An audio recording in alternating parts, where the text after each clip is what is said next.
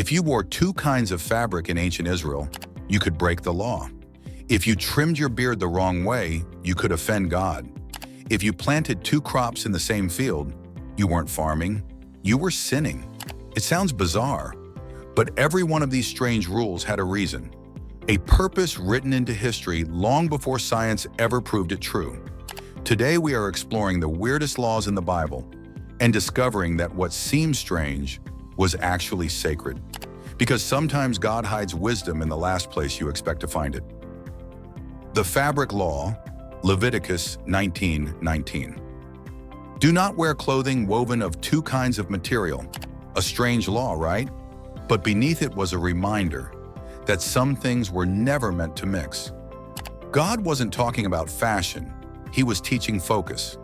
The Israelites were surrounded by nations that mixed pagan rituals with worship.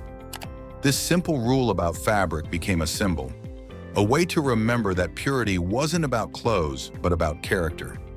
When God said, "Don't mix fabrics," he was really saying, "Don't mix truth with compromise."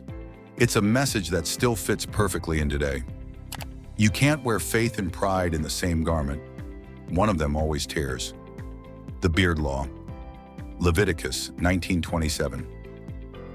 Do not cut the hair at the sides of your head or clip off the edges of your beard. At first, it sounds like a divine barbershop ban, but this wasn't about grooming, it was about identity. Neighboring nations shaved patterns into their faces to honor false gods. God told his people, "You won't look like them because you don't belong to them."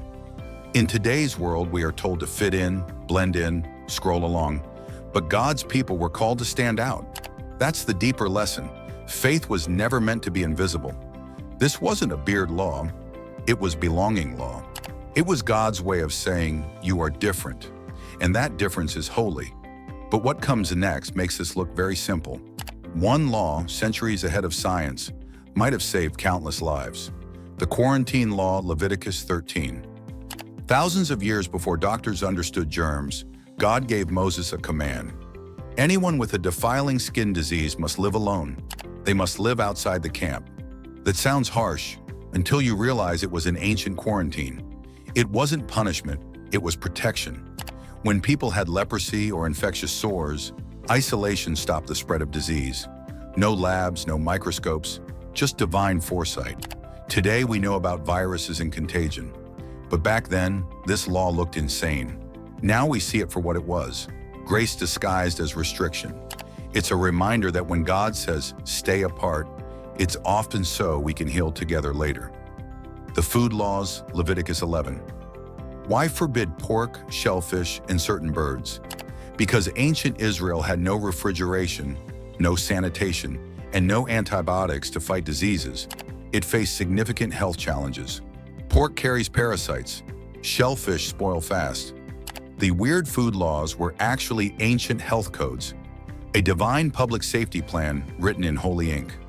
When God said, "Don't eat that," he wasn't limiting joy, he was protecting life.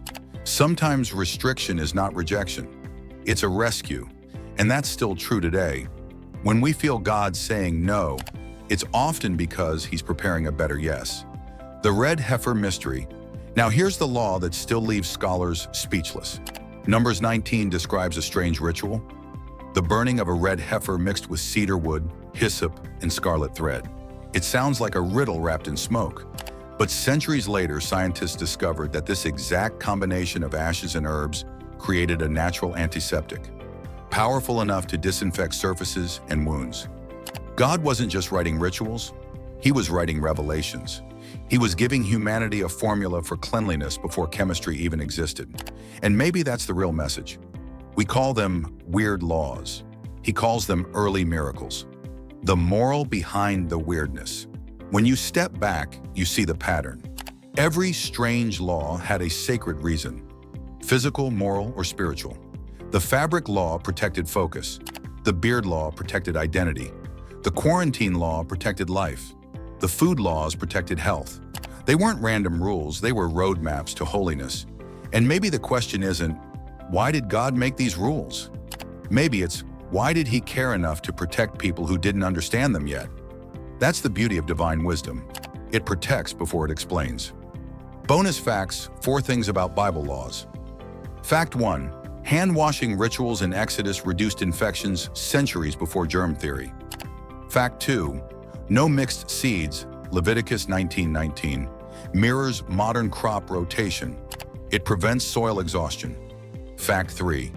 The Sabbath law was humanity's first labor law, a weekly reminder that rest is sacred. Fact 4. The tithe system created one of the earliest community welfare networks in history. Even in the smallest commands, God was thinking generations ahead. So next time you come across a verse that seems strange, don't scroll past it. Behind every weird law is a wise God. Behind every rule is a rescue plan. Because the truth is, what looks outdated to us was once outrageously ahead of its time. And maybe that's what faith really is. Trusting the author even when we don't yet understand the story. So let us ask you, what's the weirdest Bible law you have ever come across? Drop it in the comments. Let's uncover the meaning together. Please subscribe to this channel, Book of Life Lessons, for more wisdom, wonder, and truth from the greatest book ever written.